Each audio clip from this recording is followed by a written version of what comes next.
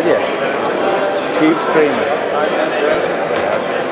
Should have had the shave. Well, hopefully most of you famous geriatrics will have signed the books that are going around, but there is a canvas that Jim Loney's produced over there, which is going to be raffled off for charity. If you'd like to make sure you sign that as well, that'd be much appreciated. Martin. So, Martin Byrne. Martin Byrne. Bass player extraordinaire. I wouldn't say extraordinary. Bass player, Liverpool band, Kappa. Amazing Kappa. Amazing Kappa. And the only reason we're waiting around is there's a certain number in this city you won't get out of bed until... Always gets in the way of a good film, doesn't it? Give them a little bit more time to get down here. We've got the place till 12, so... We're just getting on a roll. Yeah. So what you down here for today? I've come down here today for the Hessys book launch for a good friend of mine, Tony Bolland, who's done a lot of stuff for Liverpool, books on the Liverpool music scene, and as I said, it's amazing to see so many musicians out of bed before 10:30. Absolutely, yeah, from all ages, all generations, young lads up there, and us oldies, you know. We're getting there. And so, did you buy your stuff from Hessys, your gear? I did. I bought from Hessys, I bought from Calland Music, but I bought my first ever new bass. I bought that from Hessys. 1982, with the great much missed Colin Ben. I went in with a budget of a couple of £100 and said, Colin, what can I have? And he spent an hour and a half with me. Did he? Yeah, he did. And then you bought it from Curly's? And then I bought it from Curly's cheaper. No, I didn't. No, I got it. Sorry, Colin. No, I did buy it from, I bought it from Hessys. Well, I mean, that's customer care at its best, isn't it? Well, you don't get that anymore. No. But because of that, I did go back to Hessys. Yeah. Because of that relationship you engendered, you know. And someone who cares, you know. Yeah. You know, spend an hour and a half, you might not have got the sale because you go elsewhere. Well, the thing is, I could have been a lying toe rag. I might have had a fiver in my pocket. Yeah. As a lot of people do when they go in, don't they? Just go in to have a quick play and a quick crack. I made it. It was a special experience for me because I'd had instruments before, never had anything new. Yeah. Never had the money to buy anything new. You know. I was 17 or something. I was like, so so that was 82 and you got your first new bass. Yeah. Well, when did you start playing? Started playing 78. Did you? Yeah. Started playing 78. But what made you pick up the bass? I just heard the sound. I think growing up in Liverpool, in our house we had the Beatles, but we also had Motown. Oh, brilliant! And which because the brother-in-law was a mod, and he'd say the Motown and Who records, and I wasn't fussed on the Beatles. Sorry, folks, but I never have been. But I had Motown. I was like, that's something in that clicked me. That Motown bass playing is a bit different, isn't it? Yeah, very different, very melodic, very melodic, yeah. And look, obviously it influenced McCartney anyway, but the Motown bass playing was very prominent, much more prominent than you were getting at the time. And I said, incredibly musical, and the bass went to unusual places that you wouldn't necessarily get because Jameson was a jazz guy, but applying it to pop music as pop music was then in its infancy. And well, that hit me. So Amazing Kappa are a Motown tribute band then? Yeah, we are. Yeah, obviously we black up. I've got Paul has a tambourine that he keeps in his back pockets. And, Paul Carroll is a fantastic muso and studio guru and engineer, aren't you? And you play the flute. I play a low whistle as well, yeah. And the whistle, yeah. And you played on this. You both played on this charity single, I believe. Paul Kappa wrote "Moon on the Mersey." Moon on the Mersey, yeah. Yeah. Oh yeah, he asked me to play whistle on that one, yeah. And you did some engineering as well on it, didn't you? Yeah, I just did a bit on it, yeah. And what's your views in terms of the official single? You know, a lot of London people on it. You know, should Moon on the Mersey, do you think should be released? I think that was always going to happen because and I hate to say it's a bit of a bandwagon for certain people. It is, yeah.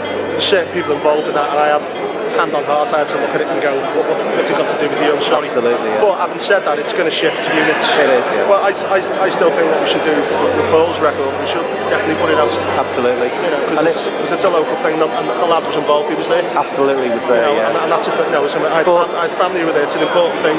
By Liverpool, for Liverpool. Yeah, it's an important thing, it's got to go out. And also the sentiments about Done by the Sun, it's still valid as it is today. Did they still sell that? Well, they don't sell it in Liverpool, do they? No, they don't. So I haven't seen it for years. But, you know, there might have been an apology from Calvin McKenzie, but There was no money, was there, for the fund or anything? It's just all a little too late, you know, and it's a portion blame, you know. Mackenzie's a horrible wheedling man. He's a toad of a man. He only apologised because he was getting, he thought Anonymous would be on his back. Yeah. But, nobody wants that. Yeah. Any stories from your time in Hessys, you know, I remember one time Hessys was, it's all very innocent back in the day, but you could literally just take any guitar off the wall. There's not none of this like wires. Security system, the wires. But I was in there one time and a lad came up to me with a Telecaster and said, "Do you work here?" And I said, "No, I was waiting for my strings or something." And he said, "Well, do you want?" He said, "Talk to me like you're trying to sell me the guitar while I walk to the door."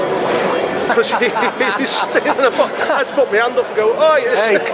And it was a couple of weeks later they had the wires through the strings on all the guitars. Just buying its boss. Yeah, just buy it, you know. Yeah, mate. Yeah. Oh, it's a shame, isn't it? But it's in any city, isn't it? I've got a funny story. It's quite sad. It pertains to Hessys actually closing down. I was in Curly Music, and a Scally lad come in. And he said, "I've just Scally band, the farm. Scally lad. No, a Scally lad came. Oh, Scally lad. Yeah. And he said, sorry, people. He said it was Carl or Tony behind the counter. He said, "I've just bought this Les Paul case for a £5 from Hessys because they're closing down." He says that would be great on my Strat, and he said it won't fit your Strat. It's for a Les Paul. So the lad took it back and got his money back, and it was Tony or Carl went next door and bought the case for a £5 and put it in the window. These for 25 50 quid. That's good salesmanship. Opportunistic, yeah. It's opportunistic. I like it. I wish I thought of it myself. I like it. Of course, I think about it. I wish I'd had a £5. Are you a salesman at all, Martin? I know you're a great bass player, but you come across as a guy that could sell. I probably could. I could probably sell snow to the Eskimos. I bet you could, yeah. But don't think most Scousers can. I've dabbled, but it's not my thing. If anyone's seen the band, you know, I'm good with the public up to a certain point. Yeah. And then I'm not. And you do something outside of Amazing Kappa as well, don't you? I just play, you know.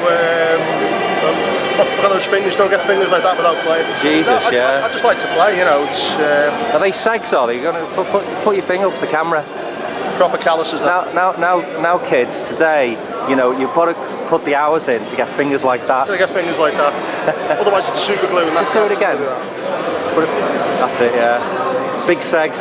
There you go. Big segs. Segway. Segway to segway.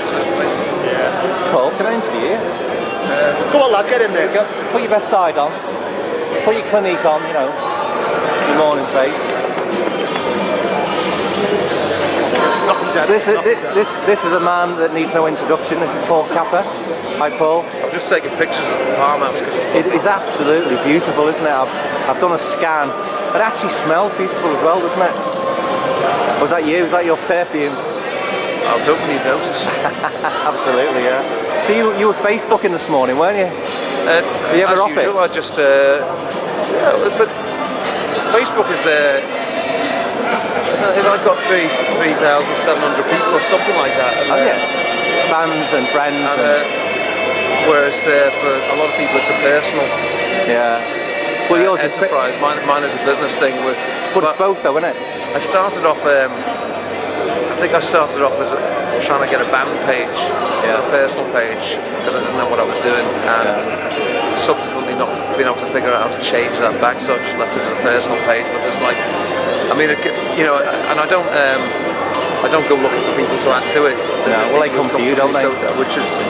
So it's, as far as I'm concerned, it's.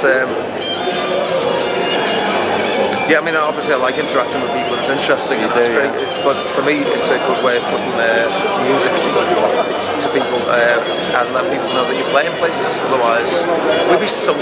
Absolutely, well it's great promotion, isn't it? It's free promotion, it's electronic, it's instant, and you right, 3,700 fans. What we want to try and do is get everybody lined across the room, roughly in the centre of the room, in line with, say, that bent tree over there, which I'm not familiar.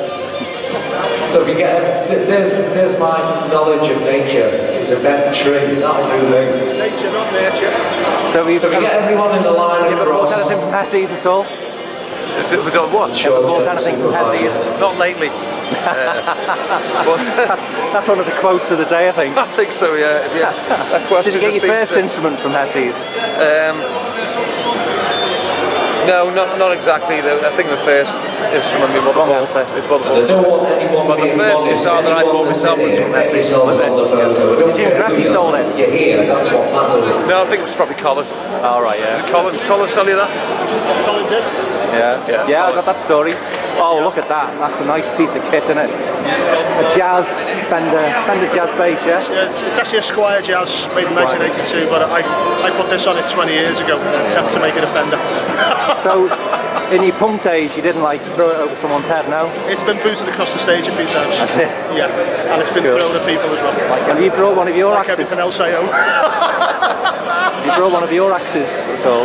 No, I gave mine to my friend's son. Right, let's get everyone over by the I tried to get it this morning, but it went in, so that was it. So I didn't bring mine. I would have done.